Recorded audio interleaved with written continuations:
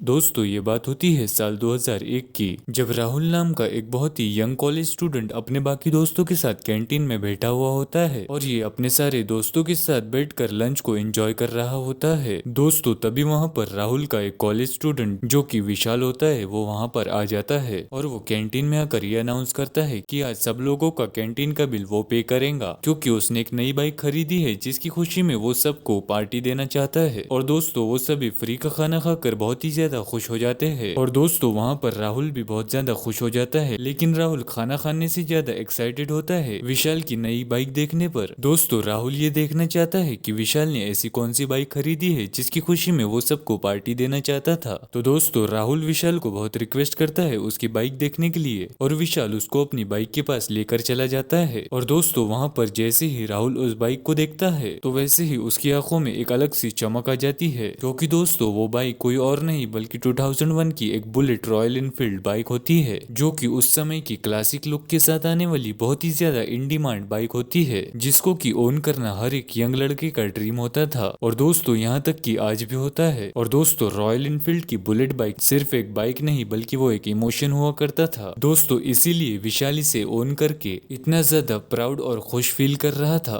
और दोस्तों लकीली राहुल की थोड़े रिक्वेस्ट करने पर विशाल की बाइक राहुल को ड्राइव के लिए मिल जाती है। और दोस्तों जैसे ही राहुल उस बाइक को राइड करता है तो फर्स्ट थॉट जो कि उसके माइंड में आता है वो है कि चाहे कुछ भी हो जाए वो एक दिन उस बाइक को जरूर से ओन करेगा। और दोस्तों यही चीज को अपने दिमाग में रखकर राहुल अपने घर चला जाता है और वो इसकी कैलकुलेशन देखने लगता है कि वो कैसे बुलेट को परचेज कर सकता है। दोस्तों 2001 में एक रॉयल इनफील्ड बुलेट बाइक का प्राइस अप्रोक्सीमेटली 55,000 रुपये हुआ करता था। दोस्तों अब इस अमाउंट को राहुल अपने दिमाग में रखकर कुछ पार्ट टाइम वर्क करने लग जाता है और उसकी कुछ पहले की सेविंग्स और पार्ट टाइम काम करके आ रही सैलरी से उसके पास लगभग 6 से 7 महीनों में 55,000 रुपये हो जाते हैं। और दोस्तों उसके बाद राहुल बिना कोई देर किए रॉयल इनफील्ड की शोरूम में चला जाता है और वो अपने लिए एक रॉयल इनफील्ड की बुलेट बाइक को बुक कर लेता है। और दोस्तों बुलेट की बुकिंग के बाद राहुल जैसे ही अपने घर पर आ जाता है तो सबसे पहले वो ये खुशखबरी अपने एक कजन जो कि उसका खास दोस्त भी होता है उससे सुनाता है। लेकिन दोस्तों उसका ये कजन उस बात को सुनने पर जरा भी खुश नहीं होता, बल्कि उससे बहुत ज्यादा बुरा लगता है